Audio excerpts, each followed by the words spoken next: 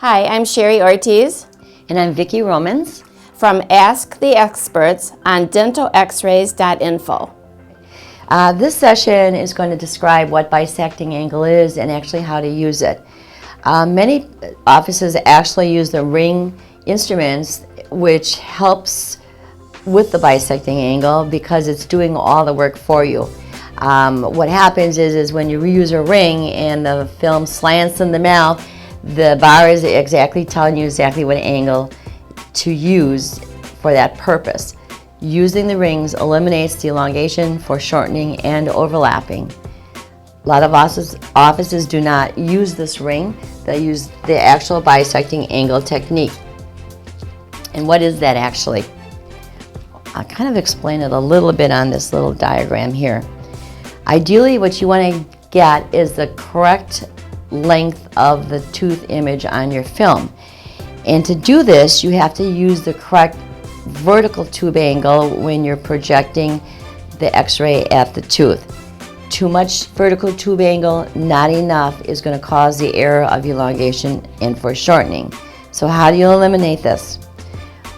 Basically what bisecting angle is, and where that term angle bisecting comes from, is determined by the placement of the film in the mouth and the long axis of the tooth. So if you look at the two of them, you are forming an angle. Now, because of this angle here, what you want to do is actually bring your vertical tube or your cone, your x-ray beam up enough so that as it travels out, it's going to cross what we call the bisected line. And what is the bisected line?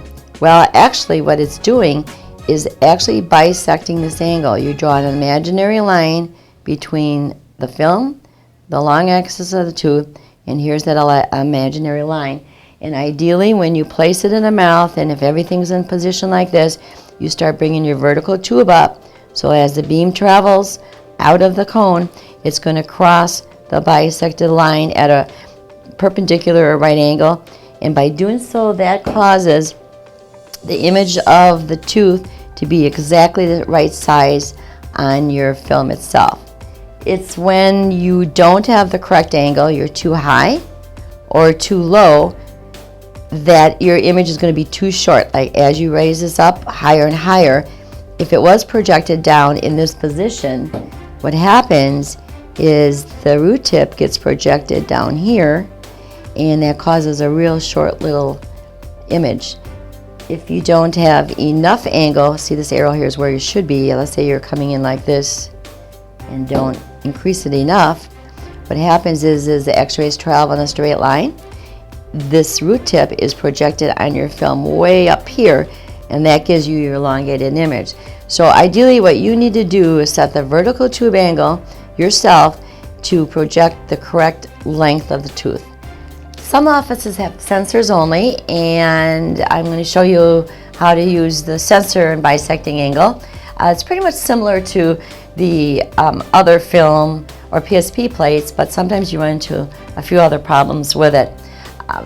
First of all, when you place it in the mouth, it is bigger and bulkier, and a lot of times when it is in the mouth, I'm going to turn it this way so you can see, the sensor itself is going to hit the roof of the mouth and pull out like so, which is going to distort your image, and it even comes out of the piece once in a while. So what you want to do then is when you place it in the mouth, tip it slightly so that the patient can actually reach the bite block more easily, and that won't occur. By pulling like this, you're going to have a distorted image by losing the root tips or the bottom edge of the teeth also because of this. So better with the bisecting angle is to turn everything and increase your tube angle because of that, than try to have them bite hard and do this. So let's just put this in and show how much easier this is too with this holder. Again, we'll do the upper premolars. So I'm going to slant it like so, retract the cheek out, slide it in, and have them gently close.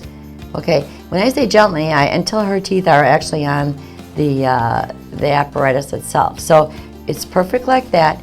Adjust the head so that the occlusal plane is horizontal to the floor, and then you'll take your x-ray tube And if you can actually see the angle of the film or sensor in the mouth, that will, again, you're going to bring this up to determine the angle of the sensor, the long axis of the tooth, and about halfway is where you're going to guide your x-ray beam to be perpendicular to this.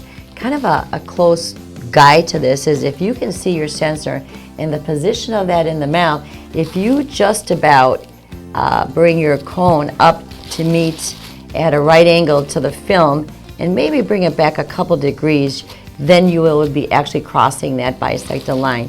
So this will work out great like this. Bottom edge covering the sensor, side of it covering the front edge, and there's this, which is nice on these particular pieces here, there's this little purple line, you can see that? That's indicating where the front edge of your sensor is in the mouth. So if you actually take this cone and bring it right to this line, this purple line, you won't be missing the front edge of the sensor. The other part of bisecting angle is your bite wings. And if you use a bite tab, again, you're going to place the film to include the premolar, which is right here. So you want to make sure your film is far enough forward in the mouth, right behind those front teeth, so that you're including this, this space between the canine and that first premolar. If you can't get it forward enough, if it's sitting way back here and this tooth isn't in front of the film itself, you're going to have to wedge it slightly to the side and then have the patient close and away from the teeth. Now again, for bisecting angle, you don't want them sitting with the occlusal surface like this, so just bring the chin down, and now you're only working with the angles that you need with the tube. When you're coming in from the side with your tube, what you want to do is make sure that the x-ray beam hits the buccal surface of those premolars at a right angle. And to determine that, you should have looked at the shape of the arch. Was it like this or like this? Well, if you forgot to do that, you can actually have the patient kind of grin, and you can look where these teeth are. So what I do is I look at the two premolars right here, and I'm going to bring my horizontal beam, the way it hits the teeth on the horizon, and I'm going to swing it around, stand right behind it, until I know the x-ray beam is coming out and hitting at a right angle to those teeth. So this would be correct on her.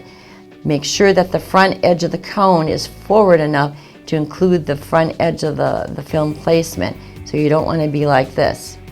Most mistakes that people make is they put it in, they have the patient close, and they just kind of guess which way they think that horizontal beam is going to be. And by doing so, causes one crown to overlap the other. So you really have to swing this, and it is determined by the shape of each individual patient. Open. Hopefully these techniques will help you around your office. The bisecting angle is a little bit more difficult, but with practice, you should do just fine with it. Understanding now that the vertical tube angle will cause your elongation for shortening errors, the horizontal angulation will do your overlapping, and if you can work with that, you shouldn't have any problem with any type of mouth.